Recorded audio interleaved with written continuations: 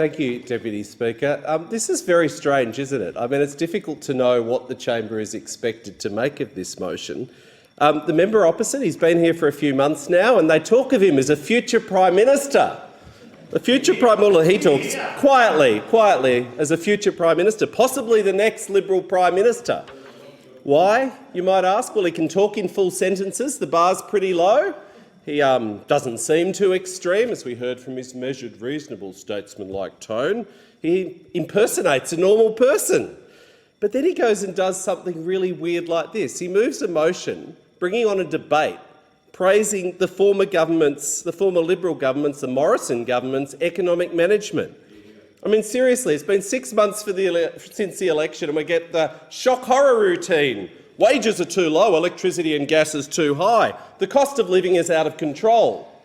Well, I'll give a tip to the new member, the future Prime Minister over there.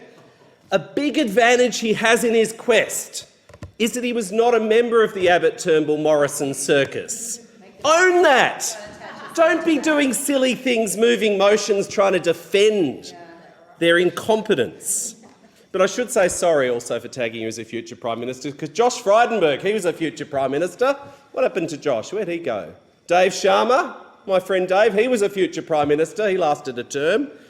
Tim Wilson was a future Prime Minister, according to Tim Wilson, so it's a dangerous moniker to own. But seriously, this is ridiculous. The Liberals' record of economic management, if that's success, I'd hate to see failure. Member for Menzies, $1 trillion of Liberal debt with no economic dividend to show for it. Perhaps the biggest slur that you could make at a government facing a crisis is they let a good crisis go to waste. Yes, as you said, JobKeeper. The former government spent money, $20 billion of JobKeeper, now on the national debt for the next generation to repay, was paid to companies to increase their profits. Well done, Liberal Party. The economic record that the Liberals left after a decade in office was falling real wages, and they can't hide behind COVID. If you look at the OECD, wages were falling even before COVID, 0.7% negative wage growth. That's the Liberal record before COVID, the third lowest in the OECD. The worst decade for productivity growth in 50 years. In 2013, when Labor left office, we were 10th highest in the OECD. By the end of the Liberals, before COVID, 2018, we were negative productivity growth, 5th last in the OECD. They turn around, they hate these facts, but they're facts from the Parliamentary Library. That's the Liberals' economic record even before we got to COVID. They covered up power price rises before the election. They actually changed the law to hide the truth of what was coming down the pipe after 23 energy policies they had over a decade, and they couldn't agree on one of them. They failed to invest in skills to prepare the economy for this moment. Who knew? You cut $3 billion from TAFE and trash the apprenticeship system, and then you get an economic spurt, and there's no apprentices and no one with skills, and employers are screaming out for migrants. A decade of wasted opportunities and warped priorities. Now, the Nationals leader said that the budget position that the former government left was a gift to the nation. A gift to the nation, nearly $1 trillion of Liberal debt, and that's a gift. Well, I'd hate to get his Kris Kringle, Deputy Speaker.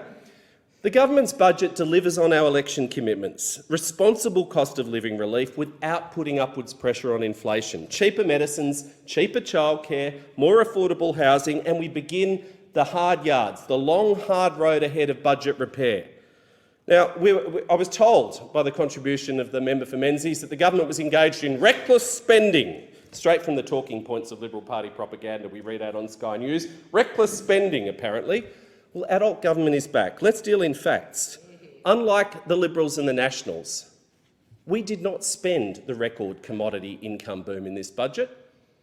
Yes, the terms of trade have improved. Yes, there's money flowing into the budget for the next couple of years from commodities. And we spent 1% of that. That's a fact. Parliamentary Budget Office, fact. Should deal in facts. What did the Morrison government spend? 60% of the commodity boom revenue that came in. And what did John Howard, that great hero who baked in the middle-class welfare, the structural budget deficit, all stems from Howard's days, he spent 70% of the commodity boom. Let's be very clear. If this government behaved like you did, like the former government, in its budget, we would have 1.4% higher interest rates. If that's the record that you're promoting, I suggest you try again and get a better motion.